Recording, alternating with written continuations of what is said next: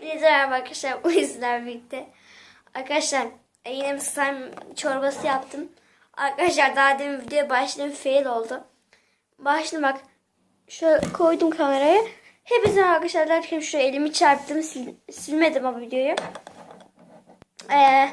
Bu slime çorbasını arkadaşlar hatırlarsanız pembe, metalik pembe ve metalik mavi slime yapmıştım. Onları tanıttım arkadaşlar. Onları da birleştirdim. Şunu çekelim. Çok güzel mor bir renk oldu.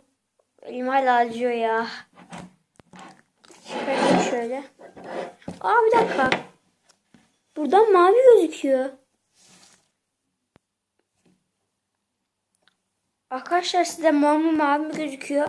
Bunu yorumlara yazın. Bende şu an mor. Aa, harbiden mavi gözüküyor. Işıktandır herhalde. Çok güzel arkadaşlar böyle. Kısa yapacağım arkadaşlar artık slime tanıtım videolarını.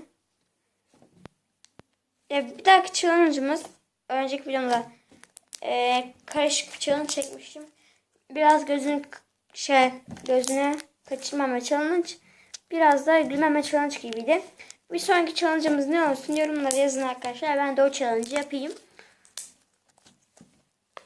Bu arada oyun videoları da çekebilirim.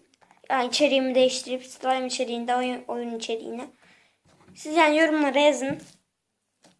Her dediğinizi yaparım ben sizin. Güzel de patlıyor arkadaşlar. Harbiden mavi gözüküyor, bir dakika. Renk körü mü oldum lan ben? Bir dakika. Arkadaşlar harbiden mavi gözüküyor. Şuna bakın. Bir dakika, kamerayı ayarlıyorum. Nasıl lan? Ben renk körü oldum herhalde.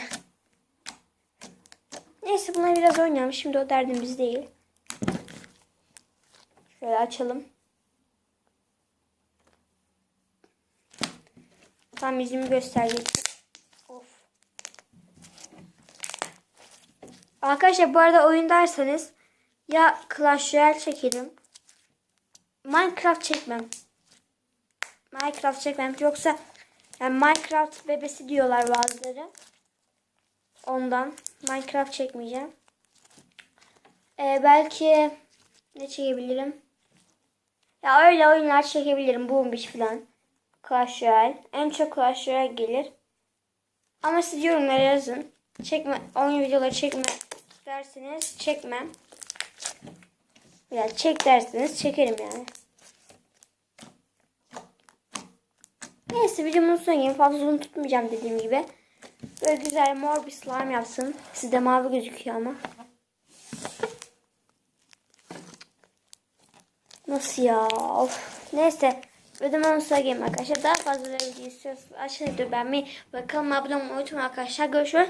Bu arada arkadaşlar buna birleştirmeden yine video, yani aynı videoyu yeniden aynı slime yeniden tanıttım diyenler varsa, hem o slime daha küçüktü. Söyleyeyim, bu daha büyük. Gidin hatta diğer videoya bakın, yani öyle söylemeyin. Beni de üzmeyin. Videonun sonuna gelin dediğim gibi. Daha fazla böyle tanıtım videoları istiyorsanız, yani tanıtım videoları istiyorsanız aşağıda beğenmeyi ve dediğim gibi kanalıma abone olmayı ve yorumlara oyun videoları çek veya çekme diye yazın. Görüşürüz.